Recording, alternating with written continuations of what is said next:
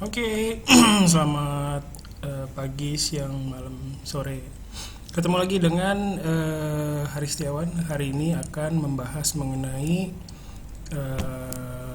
lembar kerja 5 yang telah kalian kerjakan minggu lalu. Mohon maaf, feedbacknya baru kali ini diberikan. Langsung saja, kali ini di lembar kerja 5 ada 10 soal. Dan seperti yang sudah pernah disampaikan sebelumnya, kalimat untuk lembar kerja setelah UTS itu punya tema tersendiri. Dan tema kali ini adalah seperti yang kalian lihat di sini ada bertemakan proses memberi dan menerima. Nah, itu dalam bahasa Indonesia kan ada memberi atau kasih atau membelikan atau dan kali ini jumlah kosakata atau kata kerja yang digunakan saya minimalisir sebisa mungkin, sedikit mungkin, supaya bisa fokus ke bentuk-bentuk bahasa Jepangnya. Baik, langsung saja masuk ke nomor yang pertama. Sebentar. Oke.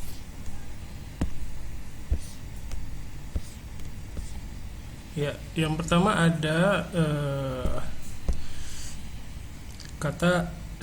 kalimat saya kasih onigiri ini untuk Pak Budi. Nah, di sini ada beberapa variasi terjemahan yang saya sampaikan. Ada sebenarnya untuk watashi wa-nya sendiri ini ada atau tidak ada itu tidak masalah sih sebenarnya.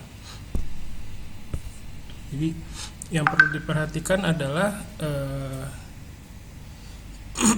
sebentar.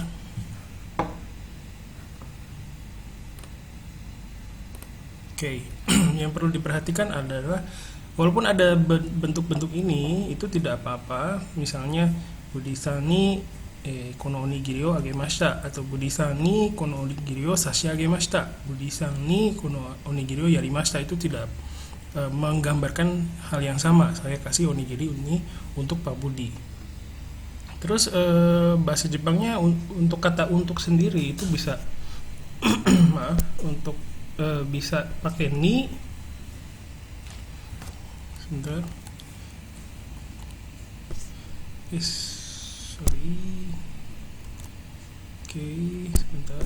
Agak jauh. Oke, bisa pakai ini ni atau bisa juga dengan ini no tame ni gitu ya. Jadi nggak apa-apa dua-duanya. Mau pakai yang mana terserah, asal jangan dipakai dua-duanya. Oke, terus sorry. Kemudian untuk verba yang digunakan di sini kan ada 3. Nah, ketiga verba ini cara penggunaannya itu bergantung dengan hubungan antara si Budi ini dengan Pak Budi dengan si saya ini.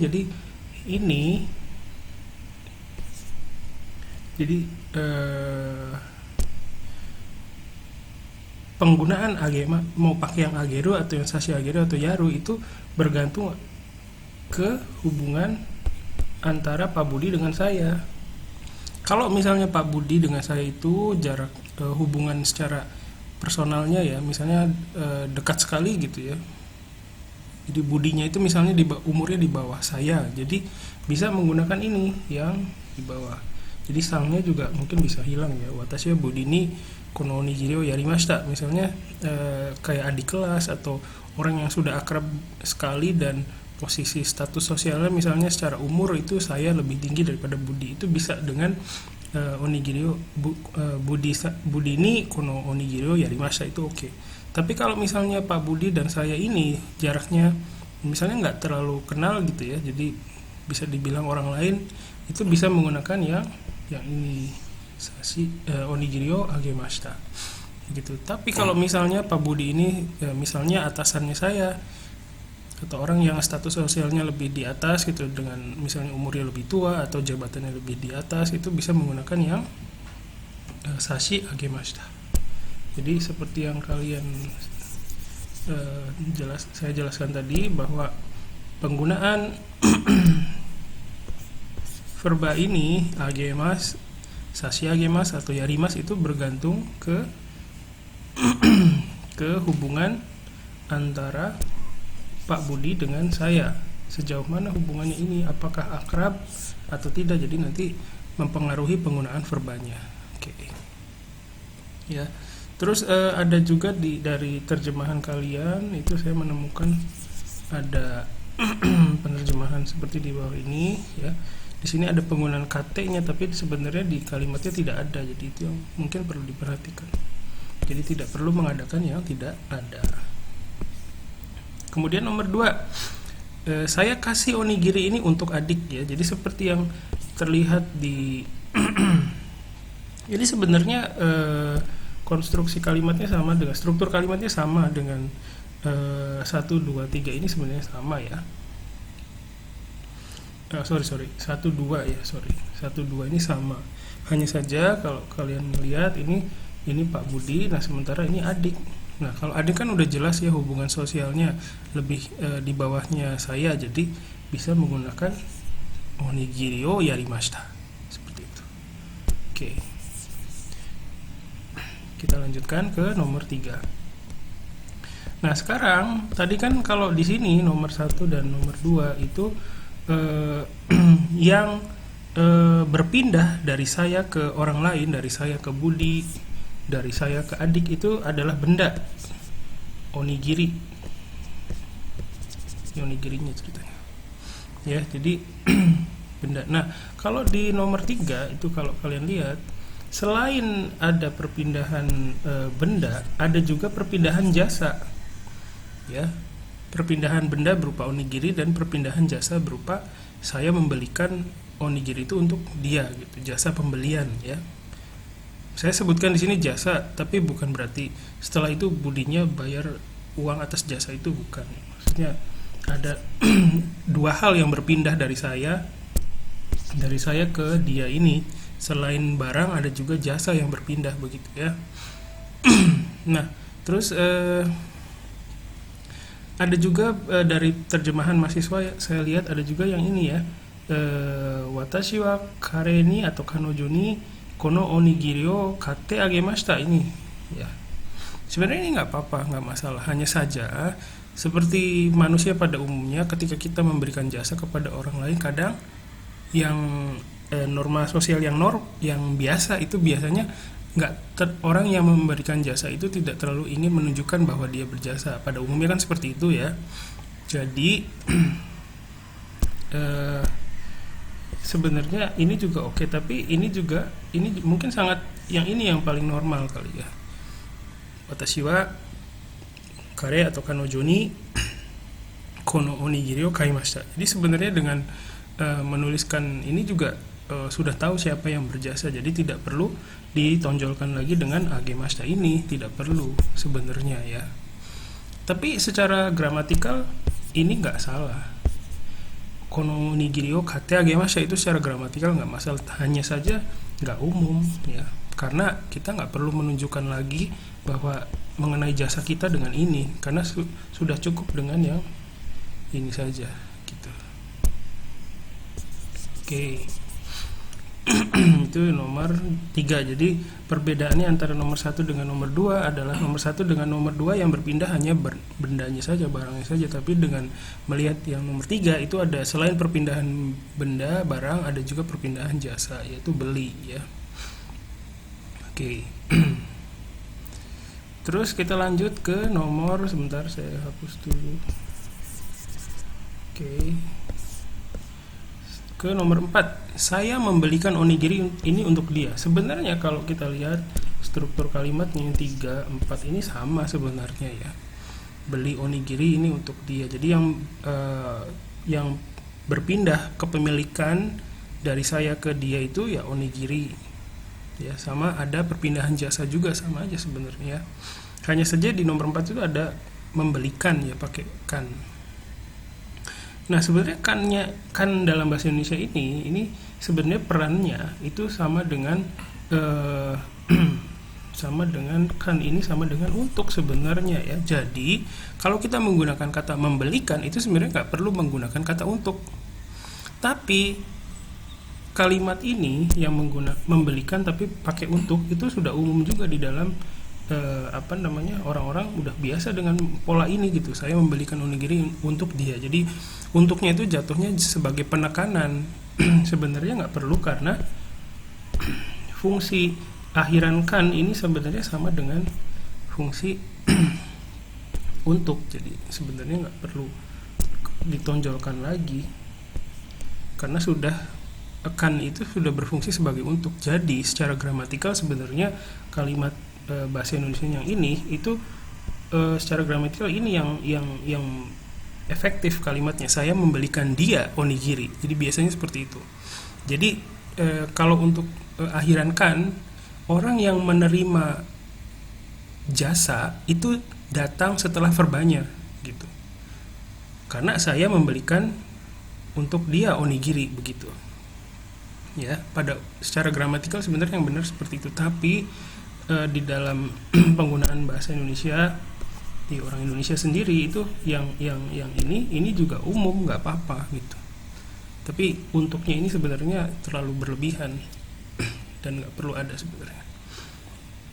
Oke, terus jadi sebenarnya sama aja. Jadi penerjemahannya juga nggak beda jauh ya. Kita bisa lihat di sini sama saja. Dan seperti penjelasan di nomor 3 tadi sebenarnya karena cukup dengan watashi wa kare ni atau kanojo ni kono onigiri o kaimashita itu sudah cukup menunjukkan bahwa kita melakukan sebuah jasa untuk si dia, dan tidak perlu lagi ditonjolkan dengan kate agemashita, tidak perlu ya. Tapi secara gramatikal nggak salah.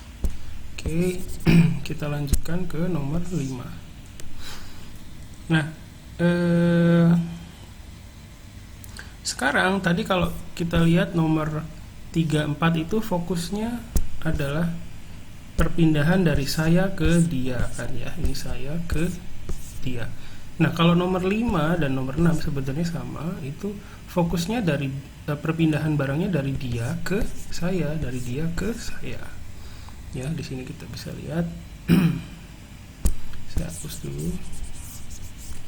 Ya, jadi mohon diperhatikan nomor 5 dan 6 ini sebenarnya sama, hanya saja maksudnya 5 sama 6 ini sama ya. Di sini juga yang berpindah itu bukan hanya barang saja berupa onigiri, tapi berupa jasa juga, pemberian onigiri ya, dari dia ke saya. Nah, ketika fokusnya ke saya ya, itu dalam bahasa Jepang biasanya diinterpretasikan diekspresikan dengan ini ya, kuremashita gitu. Ini juga sama ya.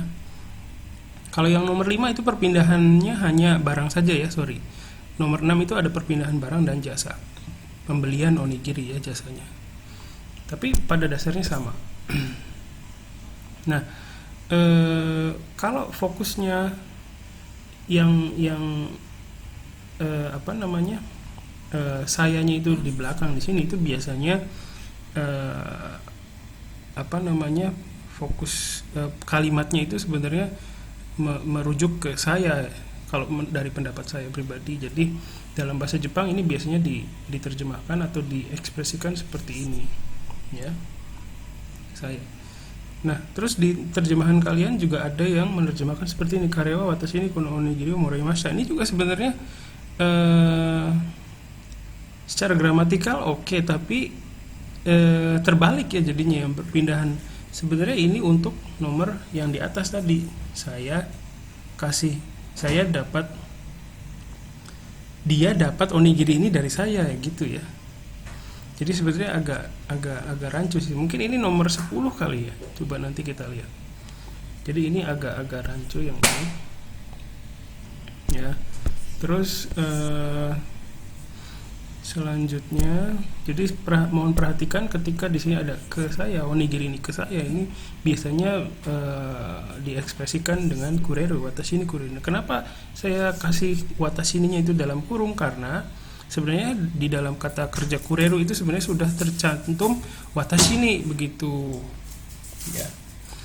Jadi dimunculkan di atas permukaan kalimat itu juga nggak apa-apa, tapi nggak ada pun nggak apa-apa, karena kureru itu udah termasuk watashi ni gitu ya. Oke. Terus kita lanjut ke nomor 6. Seperti halnya nomor 5 ini sama ya, dari dia ke saya. Ini juga dari dia ke saya. Hanya saja di nomor 6 itu ada dua perpindahan, yaitu perpindahan barang ada perpindahan barang dan jasa berupa pembelian onigiri ya. Oke. Nah, ini juga sebenarnya diekspresikannya dengan kureru ya, sama. Hanya saja kan di sini ada jasa. Jadi jasanya itu dimasukkan sebelum kurerunya, kate kureru gitu ya. Jadi pada dasarnya ada dua kegiatan di sini si dianya itu. Pertama beli, kate,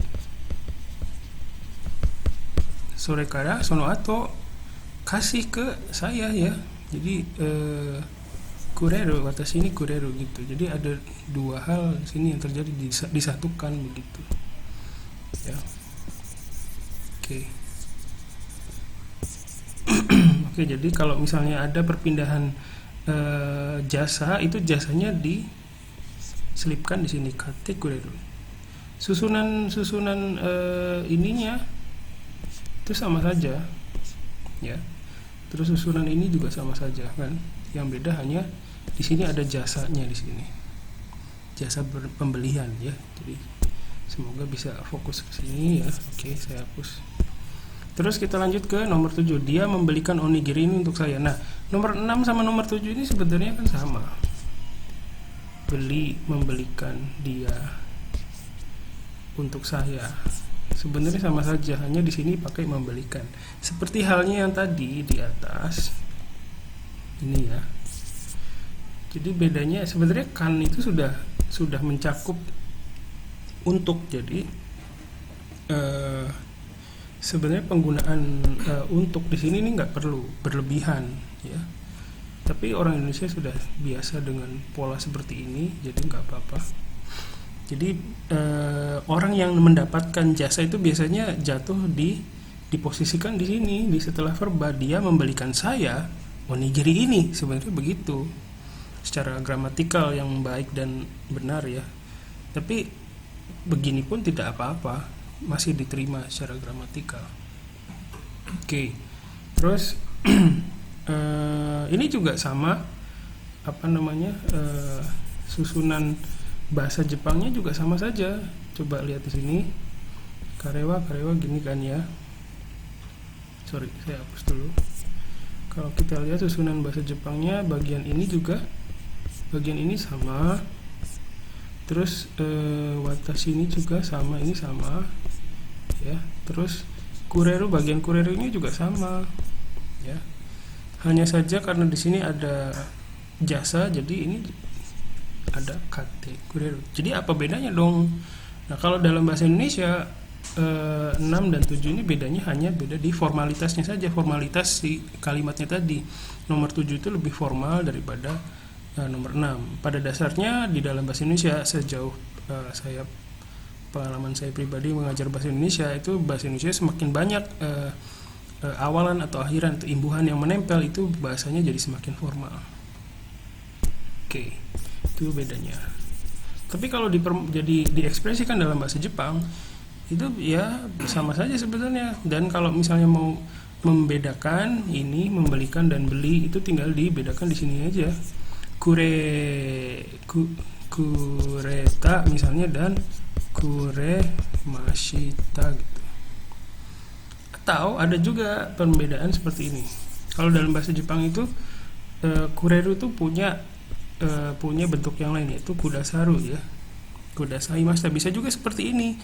Nah, penggunaannya itu penggunaan pilih yang A atau yang B bentuknya itu bergantung dengan hubungan antara saya dan si dia ini seperti apa. Kalau misalnya standar biasa aja ya pakai yang A.